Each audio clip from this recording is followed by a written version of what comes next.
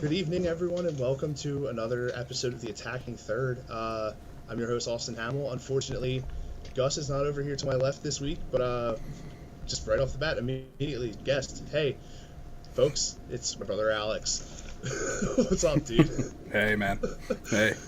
Thank you so much for being here, man. I literally, the second we started doing this, I looked at the schedule and I was like, Nashville, boom, immediate. Gotta ask Alex. Like, this is the first person I'm gonna go to. Like, Rob Whitney, shout out to him. Pat got the hookup with us with him. So yeah. This was one of the things. Like, if there's any guest that I'm gonna get for anything, it has to be family first, always. Oh, yeah. Anytime I'm around. Always willing to talk soccer. Oh yeah, especially when it comes to this. Like, you're the first person that I thought of when it came to this. Yeah. But yeah. It's not often you can get a Philadelphia Union founding season ticket holder and a Nashville SC founding season ticket holder in the same person. I felt like it was the perfect double whammy. I had to go for. Original Sons of Ben member, original Assembly member in Nashville. Yeah. Like, easy. Yeah, it's perfect. And you worked it. Let's just dive right into a bunch of fun facts about Alex. Aside from he's my brother, it's the least fun fact. But go ahead. Sorry. Currently, still work at the bar where the American Outlaws, the U.S. No, not anymore. Team. Not anymore. I did. Okay. I worked for 2 years at the official American Outlaws chapter bar in Nashville, and I am a now American Outlaws member. For Nashville, where I was one in Philly before I moved down here. Yeah. Congratulations on that. You finally got your visa shifted over, I guess. Everything switched. It's over. I've got nothing left anymore. I still have my PA 2017 expired inspection stickers on my car, and that's the only thing left. Oh, I actually do still have a Philadelphia Union front vanity plate, if you want to know where parts of the loyalty still lie. But yeah, aside from that, you've done bunch of fun stuff. Like you and a bunch of your friends owned a skate shop in Bridesburg for a hot minute there, hit or miss. Yeah. That was a fun time. You've told me some fun stories about that. Yeah, that was good. Just was a in-seat beer vendor at Citizens Bank Park for 11 seasons and Lincoln Financial Field for 5 or 6. Was working when made like $700 and watched the Phillies win the World Series in 2008. Made a lot of money and watched the Phillies lose countless more games and playoff series following that, but don't have to talk about all that. Let's dive right into the main question that people are probably wondering. Where was it that you really found your passion for the sport of soccer? Easy, our dad. Me and you, our dad was the big proponent of that, which was when I still talk to it. Actually, I've talked about it with European friends and things like that. Was when the Champions League was on pay-per-view back in, what would it have been, 1998, 1996 or something like that. Something like that. Yeah, we had the hot box. Yeah, he was like, "You got to sit down and watch this," and was like, "Okay, cool." Not too long after, I went to Franklintown Charter High School in the Frankfurt Arsenal, so it was like, oh, well, I've got to support Arsenal because I go to school in an Arsenal. Right around that time was the Invincibles, the Thierry Henry Invincibles team. Yeah. So I got to, that was my first real, as a person who could absorb the sports that they were watching, that was really the coming of soccer for me. Dropped out of it for a little while, and then the Philadelphia Union were announced in Philly, and it just all came right back, and it was an easy pickup. Yeah, it's the whole thing with me was randomly waking up early one Saturday morning when we were living in Morel Park, and coming out, and you had already had a match on. Yeah. And I think I don't remember who they were playing, but I remember it was Manchester United. I want to say it was possibly either Arsenal or West Ham. I don't remember which one, but I remember sitting down and just being like, "The hell are you watching?" And you're like, "Soccer." Yeah. I went, "Huh," and just sat down and watched with you. And ever since then, I was like, "Yeah, this is the first team I ever watched, so I'm just gonna support Manchester United." Yeah. The team well, it was won. Also back then. It was easy if you were watching soccer back then. in America, it was pretty likely it was Manchester United. You didn't really get a whole heck of a lot of choices. So, yeah, it was very few and far between at that time. Yeah, you weren't catching a Wolves against Leeds match at any point. Like it was never on TV. Yeah, never like West Brom and like Norwich. You could barely watch your own country's soccer, but you could watch like Manchester United against Manchester City at 8 a.m. on what was I don't remember what the name of the channel was, but it was some cable channel. But yeah. Oh man, those are some of the fonder memories. But yeah, aside from that, you stream on Twitch, just play random games and nonsense. When I can now. Went from like 3 days a week to just whenever I get the chance. But yeah. Yeah, that's what I've been doing. Like I did one with you where we were playing some Warzone. I still feel bad about not knowing callouts and just getting us wrecked. Uninstalled that game. It's over. I actually just reinstalled it, and I'm sorry. I saw you post on Twitter. If you guys want to follow him at ALXHML. You had just recently reinstalled Fortnite, and I actually just did the same myself. And it's sick, man. It's so good. Yeah, dude. Oh my god, it's so good. I'm not getting crapped on by like 8-year-olds, it's way better. Yeah, it's so much better. Squashing bots and getting dumped on by kids. Yeah. When it's just like, hey, I've been shooting guns in video games for 30 years longer than you've been alive. Like, it's way easier for me to just crap on dudes. It really is. Yeah. Going back to another fun thing from our childhood, I actually just recently picked up the Chrono Cross remaster. I heard it's not great, but I've been meaning to pick it up. As far as like a remaster is, but it'll take some time. Like there's some minor frame drops, but aside from that, it's really not all that bad. Like the Chrono Trigger one was bad, and they fixed it eventually. Yeah, like it was just like there was a lot going on. Like there are spots where like if there's stuff that's too busy when you're having a battle, it'll slow it down a bit. But like it's nothing that like it's just like I'm never fucking playing this again. Like I'm not that. It's not that kind of person. Yeah. But like it's still fun for what it was worth. Like it comes with the Radical Dreamers thing too. So. Oh yeah, true. And you can swap between updated and original graphics, so it's fun. Nice. Oh, yeah. And for $20, like I was talking with my wife Jess, and I was like, I don't know if I want to get Elden Ring or just get Chrono Cross. And she was like, but you do really seem like you're interested in Elden Ring. I was like, yeah, but Chrono Cross is only $20. She went, no, yeah. You're gonna buy Elden Ring and let it sit for 3 months before you even start the game. Play it for 2 days and then not play it for another 6 months. I was like, yeah, Chrono Cross I'll probably beat in like a month.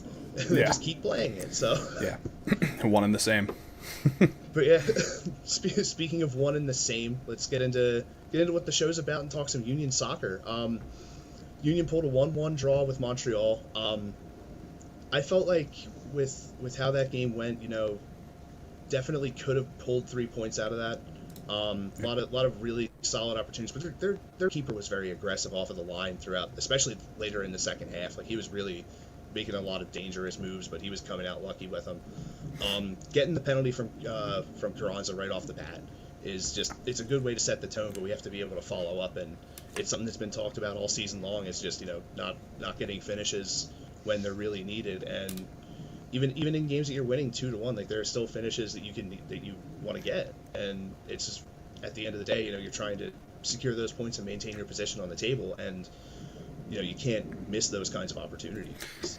It's couple of things. It's cool to see some new blood kind of step up after a guy like Shabilko, who had done so much for the team for the last few years, after Corey Burke's visa issues and things like that kind of left this space open, and Shabilko really sees the opportunity to take that to watch a similar thing happen again, where Shabilko goes and moves on, contractual or not, whatever that ended up being the final straw of that. But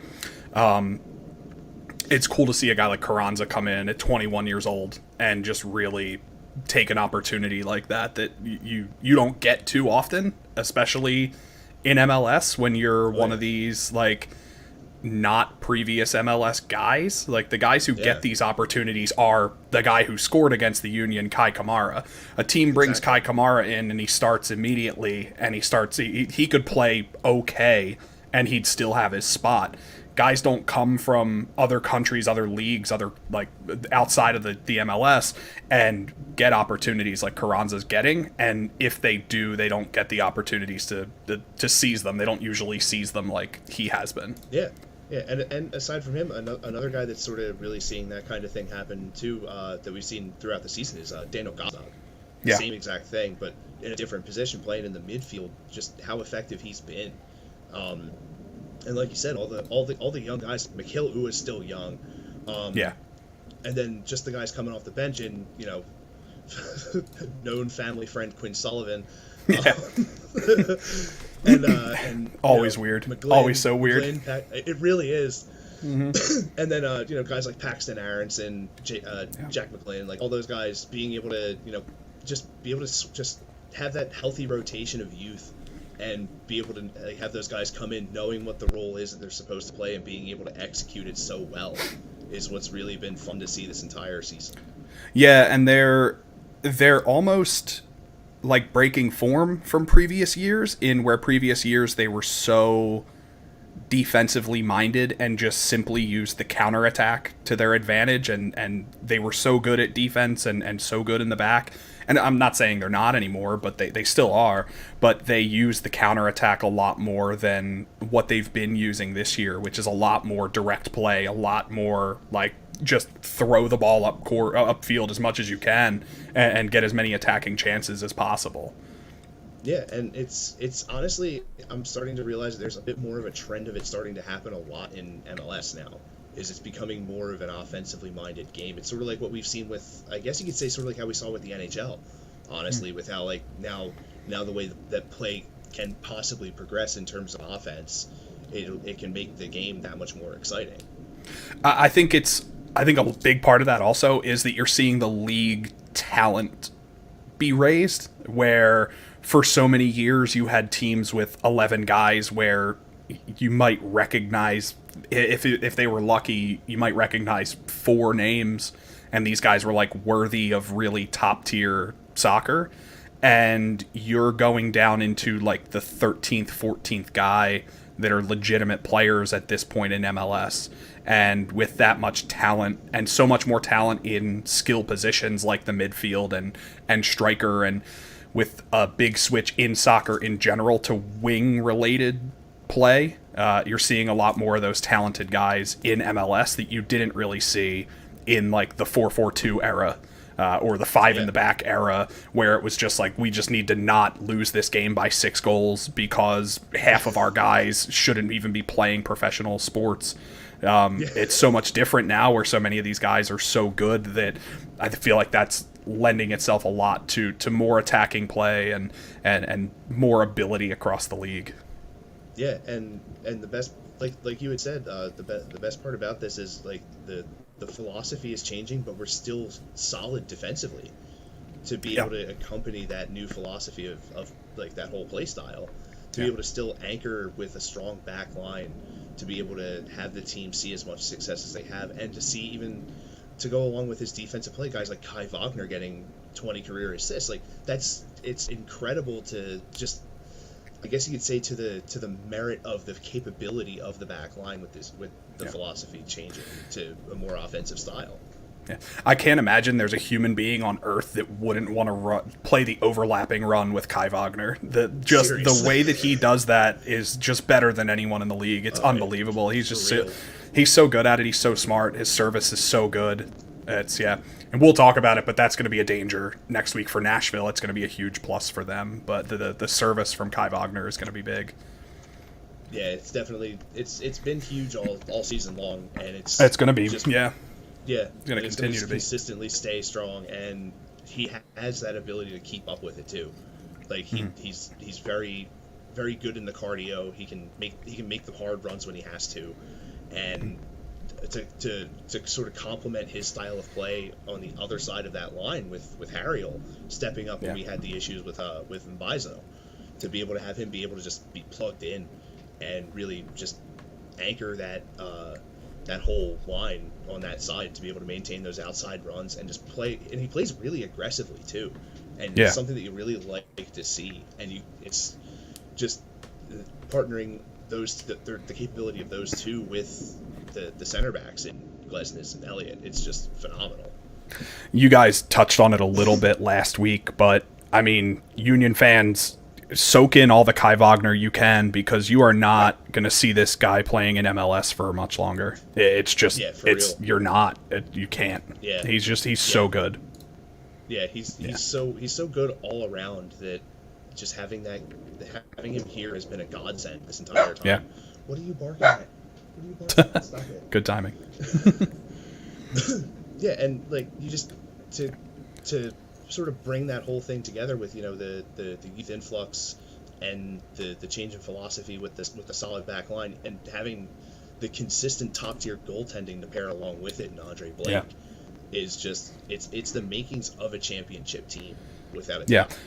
And one of the cool things to see about this team is that you don't often in MLS get to see guys play with the same team for that many years at a level that some of these guys have played. I mean, Union fans saw it with Brendan Aronson and Mark McKenzie, and they were younger. I mean, they were younger when they were sold than Blake was when he was drafted, but still, I mean, it's you don't often get to see a guy like Andre Blake stick around in the MLS for as long as he's stuck around and play at the level that he's played at. You just can't beat it. Yeah, you can't wish for a better keeper in the MLS than Andre Blake's career has given you. For real. Yeah. And just to see him putting up the numbers that he's putting up again this year already has you thinking great things for what this team can do. Yeah. Yeah, he's having another stellar season. So another potential for a goaltender of the year. He's just great. I mean, he's just great. There's nothing more you can say about him. He's just great. Yeah, seriously. Yeah. And then all that talent on the field and on the roster overall, and you just partner it with a coach as you know, just overall great as Jim Curtin is, and it's one of the best things. Honestly, I think it's the best team, one of the two best teams in Philly sports right now. Yeah, I mean, and you're looking, I think at this point, I know it's early, it's a small sample size, but you have the potential in Philadelphia to be looking at the best Union team ever, and a team 2 years ago won the Supporter Shield. So, I mean, there's a legitimate chance that, sure, the guys on the field might not be those like household names per se, like Brendan Aronson was and Mark McKenzie was. Like, no one's like Daniel Gazdag isn't going to be the name that like Brendan Aronson was coming up from a 16-year-old kid or whatever. But it's still, that potential is there, and the way that they've played so far, the results that they've gotten, there's a good shot that you're watching the best Union team ever. Yeah, and like you said, to have it be 2 years out from winning a Supporter Shield is just proof of how well this team has been, I guess you could say, developed overall. Yeah. In terms of the talent from the youth academy all the way up.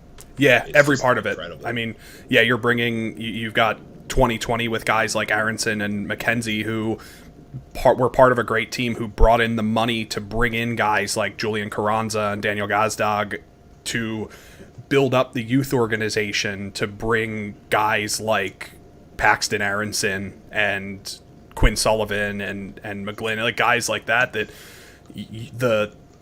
the fruits of everything are starting to really show now. Yeah, and from what Gus keeps telling me, the younger Sullivan, I always forget names. Cavan.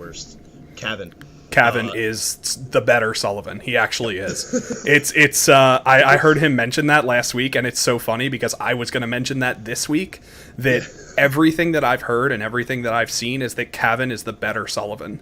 And I've been hearing things about him being scouted by clubs like Real Madrid. Mm-hmm. Yeah, so it definitely gives merit. Bayern Munich and Borussia Dortmund, I want to say, had him in camps over the summer.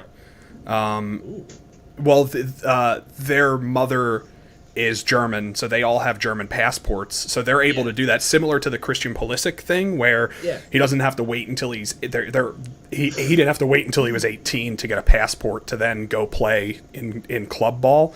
He was able to do it at a very young age. The Sullivans have that availability to them. Quinn did some training with some German teams. I forget exactly who, maybe Dortmund. Sure. But Kevin has been like very seriously scouted by some of the larger European clubs. Yeah, and it looks to be the real deal. Yeah, and to have that in the youth system, just to sort of match up with the other names that we've already brought up that have seen success abroad, even with another person that was part of the Union Youth Academy, Christian Pulisic. Like, just the names that have come through here. Like, I'm pretty sure didn't Stefan come through us too? Zach Stefan? Yeah. Zach Stefan's a weird casualty of the MLS rules, where technically he was a Philadelphia Union Academy guy, but it was pre-Philadelphia Union Academy. He was is it ISG Sports or something, the one out near King of Prussia? He was part of them, and he left to go play in like Holland or Belgium, like somewhere. He went to go play somewhere overseas, and when he came back, it was a weird thing where like the Union kind of wanted him, but it was right after they drafted Andre Blake, so they got this first right of refusal thing, but Columbus took him, but they were supposed to pay the Union for discovery rights and for homegrown rights, but they didn't technically have to do that. It was some weird MLS rules, because he played with some other club elsewhere. Yeah, like weird rules gray area where when he went overseas, the Union were like, no, go enjoy your time, rather than being like, no, he's our guy, you have to buy him from us. Like, it was some weird thing like that, but that's where that comes from. But yeah, Stefan's from Downingtown, PA. He was a Union Academy guy. Yeah, because that was before the time of like where like at most of the MLS teams, like nobody was really getting like another club from somewhere else calling and being like, hey, we really like this guy that you have. Can we play him? And like, so it was like, hey guys, like this team wants me to play for them. They're like, yeah, fuck it, sure. Yeah. like basically, like if you like went into the house and you were like, hey mom, Mike wants me to come over for the night. And she was like, yeah, okay. Like, and then because so few people knew really the extenuating circumstances around those rules, that like they were so weird. They're weird now. They're incredibly weird. I couldn't even imagine trying to teach someone the MLS rule system, but they were even weirder back then. Way weirder. Yeah, like I barely can imagine trying to. Here I go back to being a nerd. I've been trying to teach Jess Magic the Gathering. Okay. Now my cats are playing a bit too rough. You two calm down. That's like, a lot to learn. It's to like that level. The MLS rule system is like at that kind of point where like in practicum you're like, wow, that looks really easy. And then the second you're like, I want to learn this. It's like, oh, you like, open up, you like look at it and go, I describe it as what? Yeah, it's like if you were playing Magic the Gathering, but also randomly doing someone was like, well, someone's also like, oh, but Yu-Gi-Oh cards are legal too, so here's a couple of those that are just in the deck now. Like, that's what MLS, like, that's the reallocation draft and discovery rights is, Damn, dude, top deck the Blue Eyes. Yeah. Oh, you heard about this player once and you sent someone to scout him at one time? Well, guess what? You have first right of refusal when he comes to MLS in 7 years. Like, it's so weird. It's outrageous. Yeah. We're actually we're gonna end up running over, but it's fine. Let's look ahead to next week, May 1st. Union travel on down to your town, dude. Yeah. What are some of the keys for Nashville to potentially come away with 3 points in this matchup? The big one for them right now is their set piece marking is the worst it's ever been. It's always kind of been bad. It's the worst it's ever been right now. It always bites them, whether it's directly on a free kick or a corner, or it's from like the ball dropping in the box on a corner and someone cleaning it up. It's been constant so far this year. And again, small sample size, it's only 8 games, but that's been the toughest part, and you're going against a team that draws fouls really well, that plays hard. You've got guys like Jose Martinez, who plays really hard. You've got Gazdag, Flock, Wagner, these like great service players that you like. You're gonna Glesnes. If Glesnes gets anything from 20 yards, there's no chance. They've got nothing to do. They can't do anything about it. They've been bad man marking this year, and I think that's the biggest key, is to keep the fouls to a minimum, minimize set pieces as much as you possibly can, and use this new Union forceful attack against them, because Nashville are still very, very good in the counterattack. Yeah, and you saw that with Montreal, just how they started to really like attempt to smother a little bit more on the ball and create a counterattack before the Union could get that first long pass out to really start their rush forward. And literally everything that you said that Nashville needs to do to be able to beat us are the exact things I was going to say that the Union need to be able to expose to beat Nashville, especially the set piece markings. Like you said, small sample size, but man, it's been rough down there trying to watch a match coming off of a set piece. Like it's been pretty brutal, and I like you said, I feel like it's one of those things, like just give them a little bit more time, and the spacing will be there, the positioning will be there, but at this current point in time, with how vulnerable they are, it's going to be with this, like you said, with the service guys that we have, it's going to be pretty much feast or famine at this point. Like either they're going to figure it out and really button down on this whole thing with the set pieces, or they're going to have it be the same current play that we've seen from them in those positions. Yeah, and you have two sides who the potential is there for them to pick it up on either side. Either Nashville has the back-to-back defender of the year in Walker Zimmerman. They could very easily just, all their set piece woes are gone. Walker Zimmerman is unbelievable. Their entire back line is really, really good. They drafted a kid in the 2020 draft when they came into the league, Jack Mayer, who's really starting to come into his own and become a legitimate like starting 11 player. Guys like that can turn it on and just defend set pieces better. Walker Zimmerman could become the threat he normally is on set piece attacking in headers. Hani Mukhtar was the runner-up for MVP last year.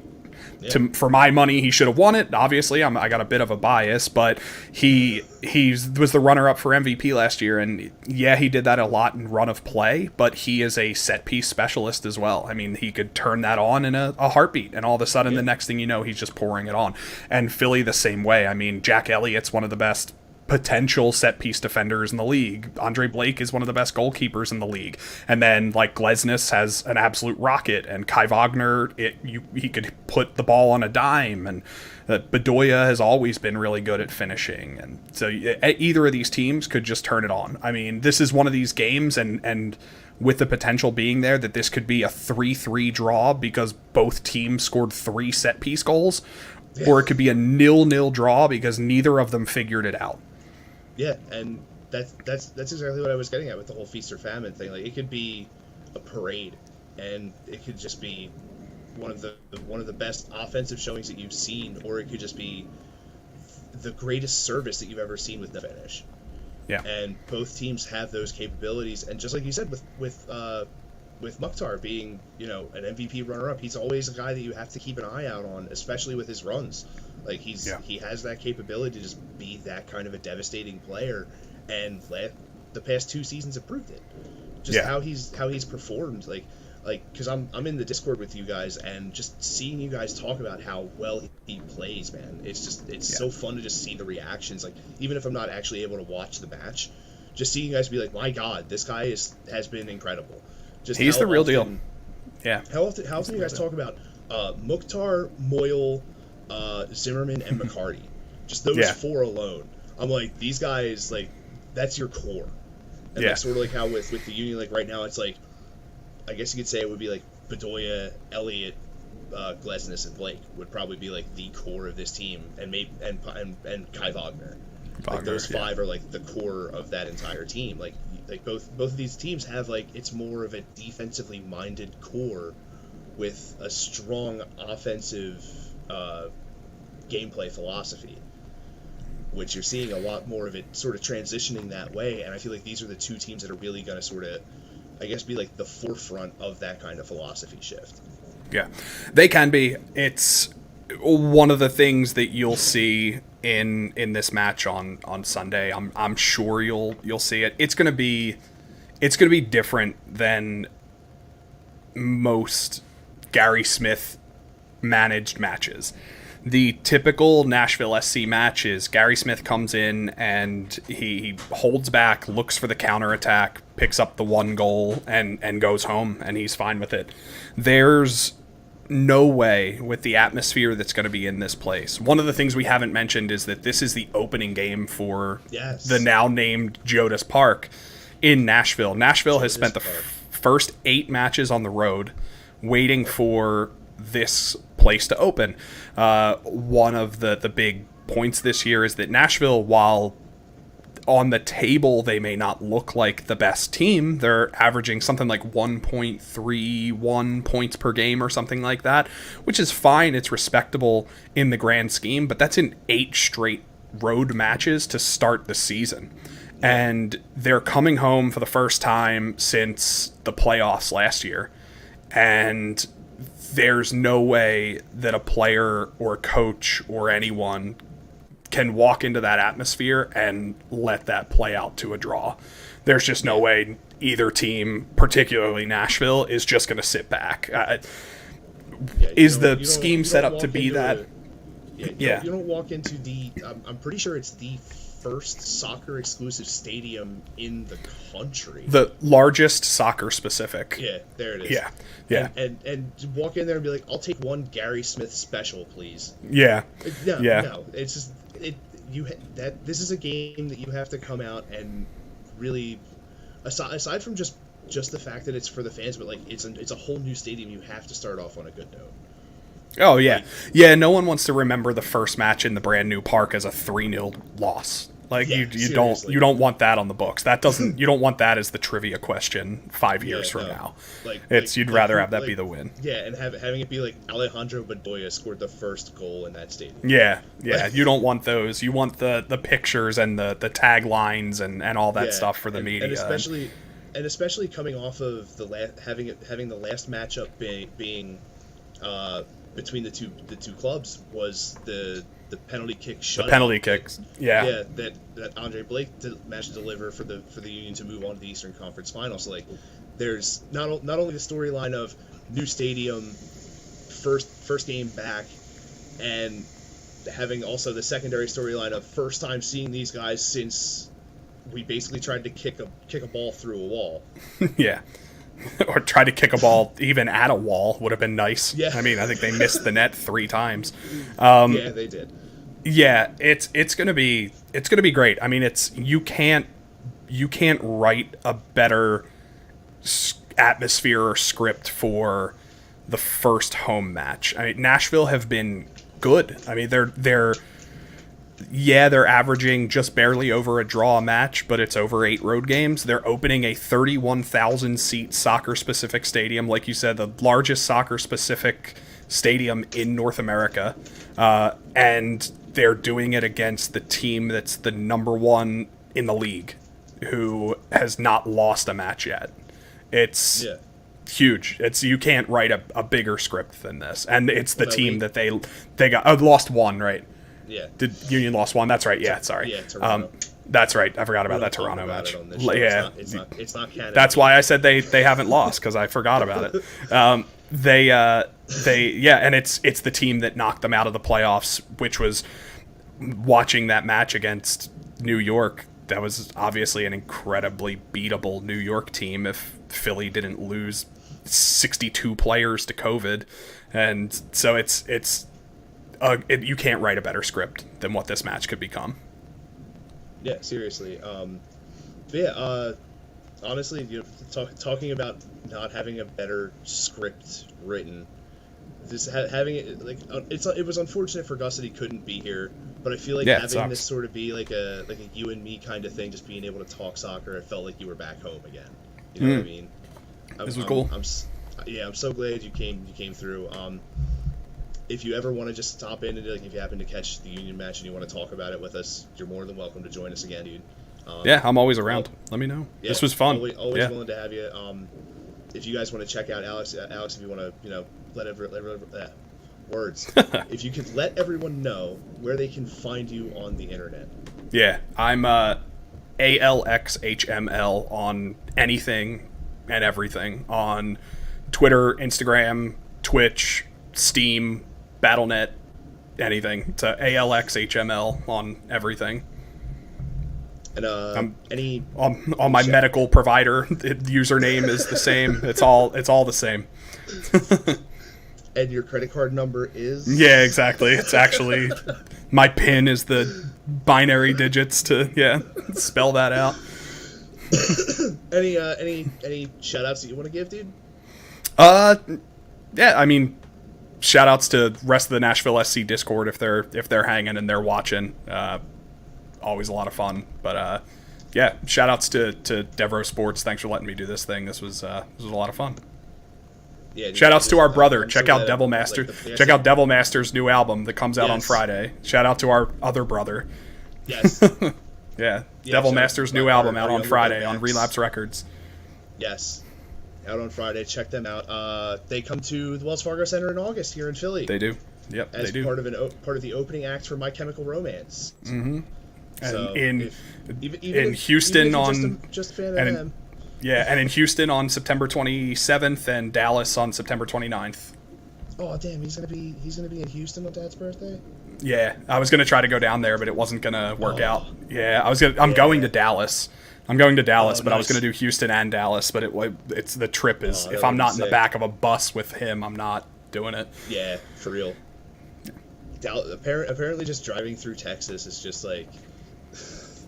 Houston to Dallas it's not an easy drive, and the flights are surprisingly not cheap for two cities that are kind of close together. Yeah, it's really strange. Mm-hmm. But yeah, everyone out there, thank you guys for joining us and watching. Make sure you check us all out. Believe tonight is it? I think tonight is the new Combat Sports podcast. I don't remember the name of it, and I feel like a jerk. I just have to wait for it to roll by, but I'll talk about other things until it comes in. On Sundays, we have Gobbler Inc. at 9 a.m., Breakfast and Body Slams at 11 for all you Philly sports fans, and then late after that, wrestling fans.